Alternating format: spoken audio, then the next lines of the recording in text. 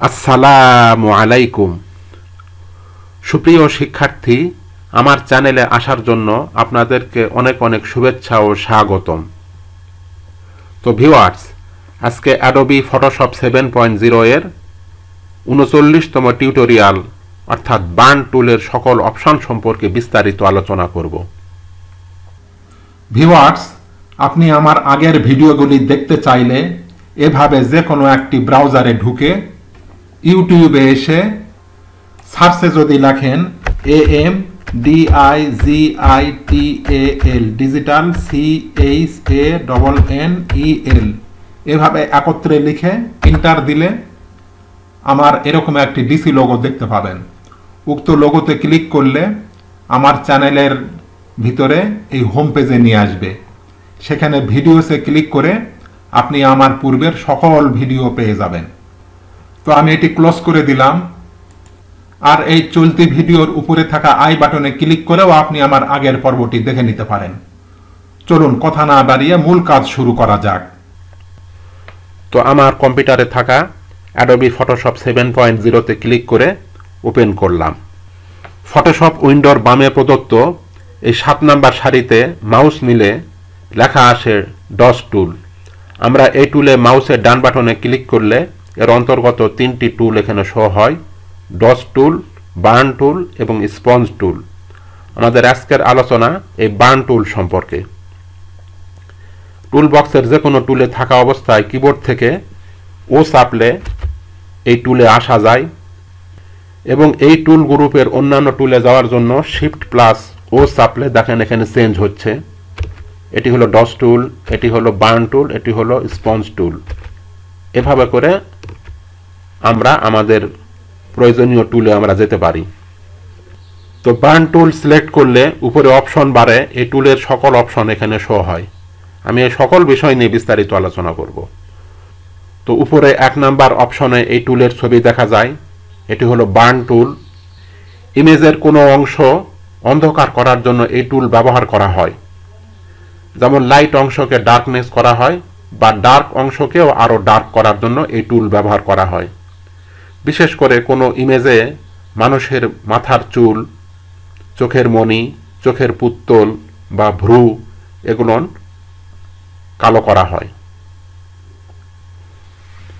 তো এই কাজগুলি করার জন্য আমরা একটা ইমেজ এখানে আমরা নিয়ে আসব।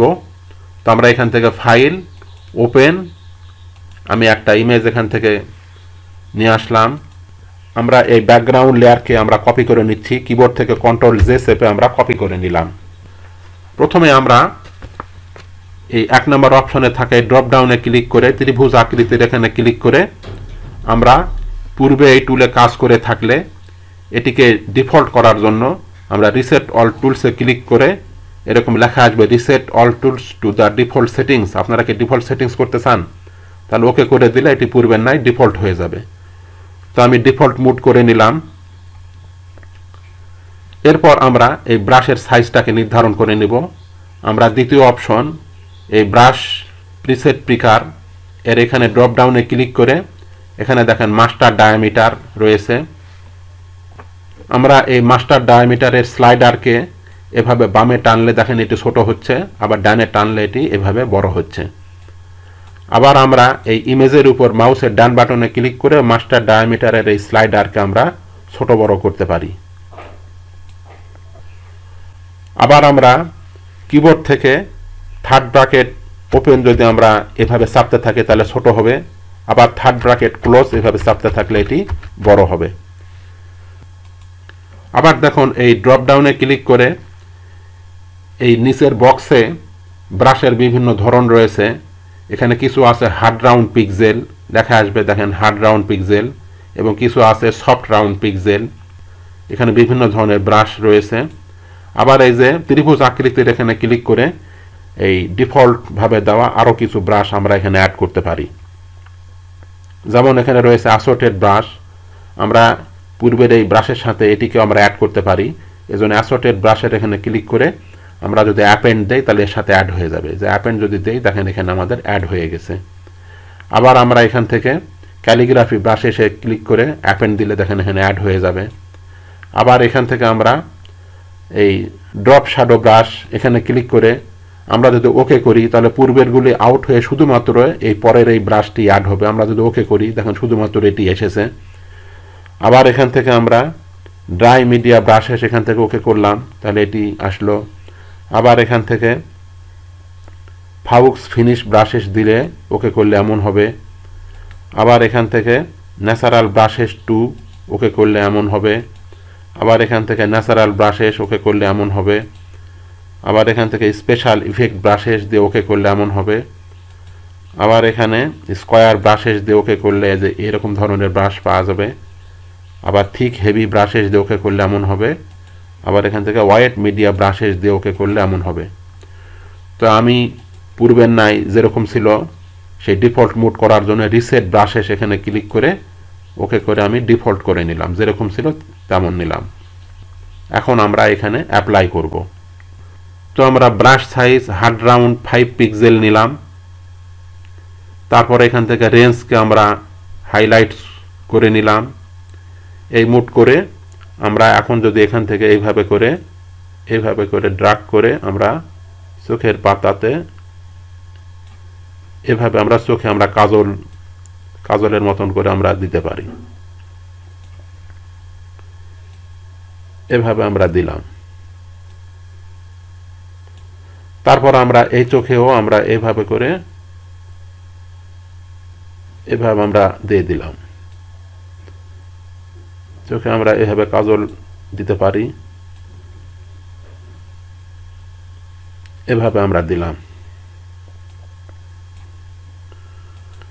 তারপর আমরা চোখের এই যে পুত্তলকে আমরা কালো করতে পারি, এজন্য এখান থেকে আমরা এই 13 হার্ড রাউন্ড পিক্সেল নির্ধারণ করে আমরা চোখের পুত্তলের উপর দেখেন এইভাবে এভাবে ড্রাগ করলে কিন্তু কালো হয়ে যাচ্ছে। এভাবে ড্রাগ করে আমরা কালো করতে পারি। এরপর আমরা যে ভ্রুটাকেও কালো করার জন্য এখান থেকে 5 হার্ড রাউন্ড পিক্সেল নিলাম।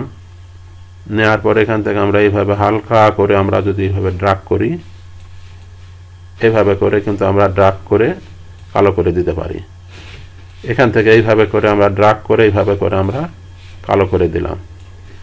এরপর আমরা আমাদের চুলের যেখানে হাইলাইটস কালার রয়েছে, যেখানে জলা জলা ভাব রয়েছে সাদা সাদা, সেখানে আমরা ব্ল্যাক করে দেব। এজন্য এখান থেকে মিড টোনস করে নিলাম এবং ব্রাশের আমরা সফট রাউন্ড পিক্সেল আমরা এখান থেকে সাপোজ 27 নিলাম।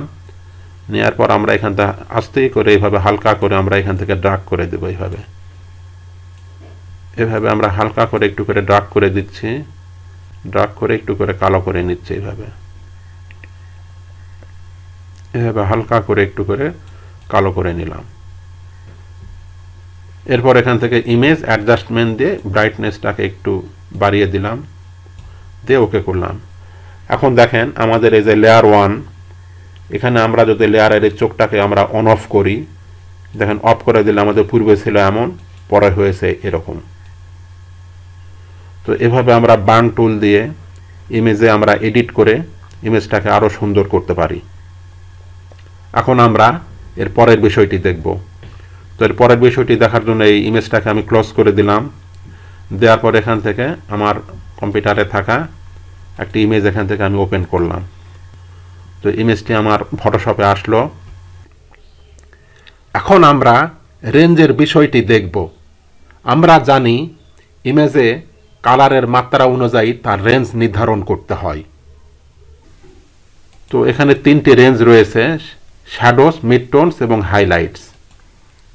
শ্যাডো অ্যাপ্লাই করলে ইমেজে লাইট ডার্কনেস হবে, মানে হালকা অন্ধকার বা হালকা কালো হবে। আর এখানে মিড টোনস নির্ধারণ করে অ্যাপ্লাই করলে এটি খুব হালকাও না আবার খুব বেশিও না, মিডিয়াম ডার্কনেস হবে, মাঝামাঝি টাইপের। আর এখানে হাইলাইটস নির্ধারণ করে অ্যাপ্লাই করলে এটি বেশি ডার্কনেস হবে, হাই ডার্কনেস হবে। এই কাজগুলি খুবই সূক্ষ্ম কাজ, তাই প্রয়োজনে ব্রাশ সাইজকে ছোট বড় করে নিতে হয়, প্রয়োজনে এক্সপোজারকে কম বেশি করে নিয়ে অ্যাডজাস্ট করতে হয়। তো এখন আমরা এই কাজগুলি দেখব। তো সেজন্য আমরা এখান থেকে আমি 3টি লেয়ার নিচ্ছি। কিবোর্ড থেকে Ctrl J চেপে আমি 3টি লেয়ার নিলাম। নেওয়ার পর এখন এই উপরের লেয়ারগুলোকে আমি অফ করে দিয়ে এই যে লেয়ার 1 এখানে আমরা সাপোজ প্রথমে আমরা দেখব হলো এই শ্যাডোসের কাজটি দেখব। এজন্য এখানে আমরা লিখে দিলাম এস তে শ্যাডোস। এখন আমরা এই যে ডিফল্ট মোডে যেভাবে আছে ব্রাশ সাইজ 65, আমরা রেঞ্জ এখান থেকে শ্যাডোস নির্ধারণ করে নিচ্ছি এবং এক্সপোজার 50% বাই ডিফল্ট যেভাবে ছিল এভাবে রেখে আমরা এখান থেকে যদি এখন এইভাবে ড্র্যাগ করি তাহলে দেখেন আমাদের এখানে কিন্তু চেঞ্জ হয়ে যাচ্ছে। আমরা যদি এই যে ব্যাকগ্রাউন্ড লেয়ারকে অন করে দিলাম আর লেয়ার 1কে অফ করে দেখেন আমাদের ব্যাকগ্রাউন্ড লেয়ারটি ছিল এমন আর আমাদের শ্যাডো অ্যাপ্লাই করার পর এমন হয়েছে। তোমরা শ্যাডোটি দেখলাম। এরপর আমরা লেয়ার 1 এখানে আমরা ডাবল ক্লিক করে এখানে আমরা লিখে দিলাম মিড টোনসের এম। এখন আমরা যদি এখান থেকে মিড টোনস এটিকে আমরা নির্ধারণ করে এটিকে আবার এভাবে করে যদি আমরা ড্র্যাগ করি দেখেন হালকা একটু চেঞ্জ হচ্ছে, মানে খুব বেশিও না খুব কমও না এরকম। আমরা এখান থেকে যদি এটিকে অফ করে দিই দেখেন আমাদের ব্যাকগ্রাউন্ড লেয়ারটি ছিল এমন, এটি হলো এমন। আবার আমাদের এই যে শ্যাডো অবস্থায় দেখেন আমাদের শ্যাডো ছিল এমন আর মিড টোনসটি তার চাইতে একটু কম হালকা। এখন আমরা হাইলাইটসের বিষয়টি দেখব। তার জন্য এটি ক্লোজ করে দিলাম। এই লেয়ারের এখানে আমরা ক্লিক করে এখানে লিখে দিলাম, এখানে আমরা লিখে দিলাম হাইলাইটসের এইচ লিখে দিলাম। দেওয়ার পর এখন আমরা এই রেঞ্জের এখানে হাইলাইটস নির্ধারণ করে আমরা এখান থেকে এইভাবে করে যদি ড্র্যাগ করি তাহলে দেখেন এটি আরও অনেক বেশি কালো হচ্ছে। এখন আমরা যদি এই তিনটি লেয়ারকে আমরা অন করে দিলাম, এটি হাইলাইটস অবস্থায় এমন হয়েছে, এটিকে অফ করে দিলে এখন দেখেন এটি হলো মিড টোনস অবস্থায় এমন হয়েছে আর এটি হলো শ্যাডোস অবস্থায় এমন হয়েছে। আর এটি হলো আমাদের ব্যাকগ্রাউন্ড, এটি আমাদের মূল ব্যাকগ্রাউন্ড লেয়ার। তো আমরা রেঞ্জের বিষয়টি দেখলাম। এখন আমরা এর পরের বিষয়টি দেখব। এর পরের বিষয়টি দেখার জন্য আমরা এই ইমেজটাকে ক্লোজ করে দিলাম, দিয়ে আবার আমরা এখান থেকে এটিকে আমরা রিসেট অল টুলস ক্লিক করে আমরা ডিফল্ট করে নিলাম। এরপর ফাইল ওপেন, আমি অন্য একটি ইমেজ নিয়ে আসলাম। আনার পরে এখন আমরা এক্সপোজারের বিষয়টি দেখব। তো এক্সপোজ শব্দের অর্থ হলো প্রকাশ। এখানে এক্সপোজ ইন্টেন্সিটিকে প্রকাশ করে, কালারের ইন্টেন্সিটিকে সে নিয়ন্ত্রণ করে। এক্সপোজার বাড়লে কালারের ইন্টেন্সিটি বাড়ে আর এক্সপোজার কমলে কালারের ইন্টেন্সিটি কমে। তো এই কাজটি দেখার জন্য আমরা এখানে আমরা কিবোর্ড থেকে 3টি কপি লেয়ার নিচ্ছি। কন্ট্রোল জে চেপে আমরা এই ব্যাকগ্রাউন্ড লেয়ারকে 3টি কপি করে নিলাম। এখন আমরা উপরের এগুলোকে অফ করে রেখে লেয়ার 1 এখানে আমরা লিখে দিলাম 1%। এখন আমরা এই এক্সপোজারকে যদি আমরা কমিয়ে আমরা 1% করি, এখন যদি এখানে আমরা এভাবে করে ড্র্যাগ করি, এভাবে করে যদি আমরা ড্র্যাগ করি তাহলে দেখেন আমাদের এখানে সামান্য চেঞ্জ হয়েছে। এটি আমাদের লেয়ার 1, এটি আমাদের ব্যাকগ্রাউন্ড লেয়ার আর এটি হলো আমাদের লেয়ার 1। মানে এক্সপোজারকে কমিয়ে কালারের ইন্টেন্সিটি তীব্রতা কমানোর কারণে আমরা এখানে এর পার্থক্যটা দেখতে পাচ্ছি। এখানে সামান্য একটু পরিবর্তন হয়েছে। এখানে ডার্কনেস এত কম পরিবর্তন যে দুটোকে সেম মনে হচ্ছে। এখন আমরা এটিকে ক্লোজ করে দিলাম। এরপর লেয়ার 1 এখানে আমরা ক্লিক করে এখানে আমরা লিখে দিলাম 50%, এখানে 50 করে দিলাম। আর এখানে এক্সপোজারকে আমরা এখান থেকে আমরা এখানে 50% করে এখন যদি আমরা এখানে এভাবে করে ড্র্যাগ করি, এভাবে করে যদি আমরা ড্র্যাগ করি তাহলে দেখেন আমরা এখন যদি এটিকে অফ করে দিই তাহলে পূর্বে ছিল এমন, পরে হয়েছে এমন। তো আবার আমরা এটিকে সিলেকশন করে এটিকে অফ করে দিয়ে এখানে আমরা লিখে দিলাম 100, মানে এটি এখন 100% এক্সপোজার। এখানে আমরা এক্সপোজারকে আমরা 100% করে দিলাম। এখন যদি আমরা এখান থেকে এইভাবে ড্র্যাগ করি এভাবে ড্রাগ করে দেখেন অনেক বেশি কিন্তু